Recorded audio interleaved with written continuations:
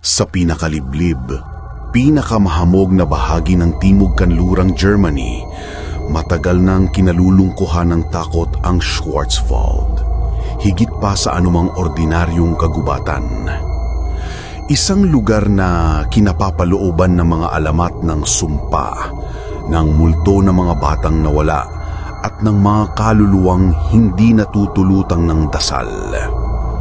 Sa mismong simula ng Oktoberfest, nagsimula ang dapat na masayang adventure nila Lucas, Janice at Sofia, mga estudyanteng naghahanap lamang ng thrill, hindi ng tunay na lagim. Humiram sila ng mapa ng lumang Forester, dala ang flashlight, kamera at ilang supply. Padilim na nang dumating sila sa pinakamalalim na bahagi, lampas pa sa kilalang trails. Habang nilalampasan nila ang hamog at tuwid na hilera ng mga pine, naramdaman na agad nila ang kagat ng lamig at parang may nakasilip na mga matang hindi nabibilang. Si Sofia ang pinakamatyagang larawan, pero sa bawat kuha niya may aninong nakasama. Minsan bata, minsan tila matang pumapain lang sa background. Wala silang naririnig kundi mahihinang yabag sa likuran o tunog ng mga galamay ng sanga sa hangin. Pakalipas ng ilang oras, nawalan sila ng signal ng telepono at naubos ang baterya. Sa pagtatangka nilang bumalik, napansin nilang parang paikot-ikot lang sila. Parehong baluktot na puno, parehong ukit sa mga bato at puno. Sa panglimang ulit na pagdaan nila sa isang basag na kahoy, tumaas na ang tensyon. Nang simulang umambon, lumalalim ang dilim. Umalingang wawamang kakatawang awitin na parang mas marami pa sa dami ng puno. Ang mas nakakatakot ay may napansin silang cloak na pula na nakasabit sa sanga. May dugong tumatagas galing sa layalan.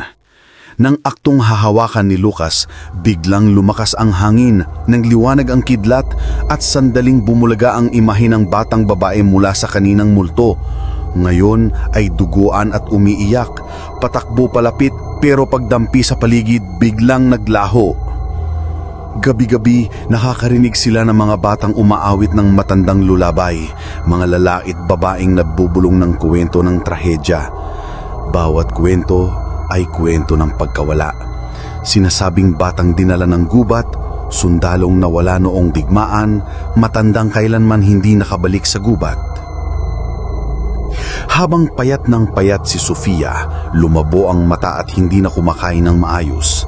Si Janice naman ay nagsimulang magsalita ng mga salitang hindi maintindihan ng dalawa. Tila boses ng matandang Aleman na galit at nagbabadya ng uuwing wala sa buhay. Si Lucas ay paulit-ulit na nananaginip na hinihila siya sa ilalim ng putik, binabalot ng sanga at ugat, habang may boses na humihingi ng tulong mula sa patay. Sa huling gabi, umabot sila sa isang abandonadong hunting lodge sa gitna ng gubat. Nakita nila sa loob ang mga luma at duguang larawan ng pamilya. May mga batang nakatitig, babae sa puti, at tila mas marami sa larawan kaysa totoong miyembro ng pamilya. Sa isang kwarto, natagpuan nila ang lumang diary. Nais naming makauwi, ngulit ang daan palayo ay hindi na makikita. Bawat gabi, mas marami ang boses sa dilim at ang gubat ay gutom. Paglabas ng bagyong gabing iyon, biglang bumaha ang hamog at itim na usok mula sa likod ng bahay. Habang sinasagip nila ang sarili palabas, pinalibutan sila ng mga aninong bata. Matanda at balingkinitan, lahat humihingi ng kasama, lahat nakikisalo sa takot. Sumigaw si Sofia, "Ibalik niyo kami! Patawad! Hindi na kami babalik!" Sa isang iglap, may liwanag na pumutok sa ulo ng malaking puno at sumilay sa harapan nila ang multong batang babae. Ngayon ay may hawak na puting bulaklak. "May lihim kang iniwan, Sofia?" Bulong niya sabay hikbi. "Ang gubat ay hindi basta lumilimot.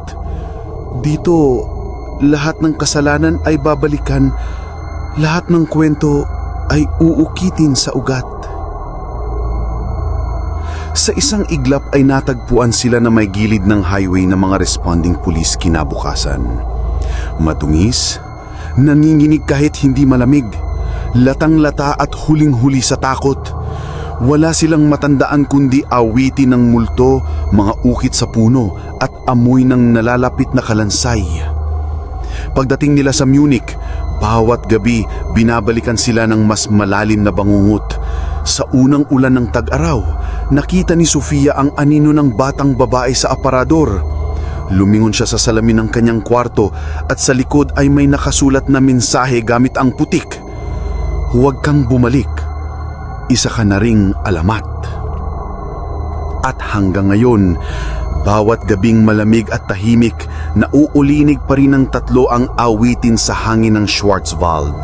Isang paalalang na hindi basta-basta makakaalis sa sumpa ng gubat at lahat ng tumakpak dito ay nag-iiwan ng parte ng sarili sa dilim ng mga ugat ng gubat.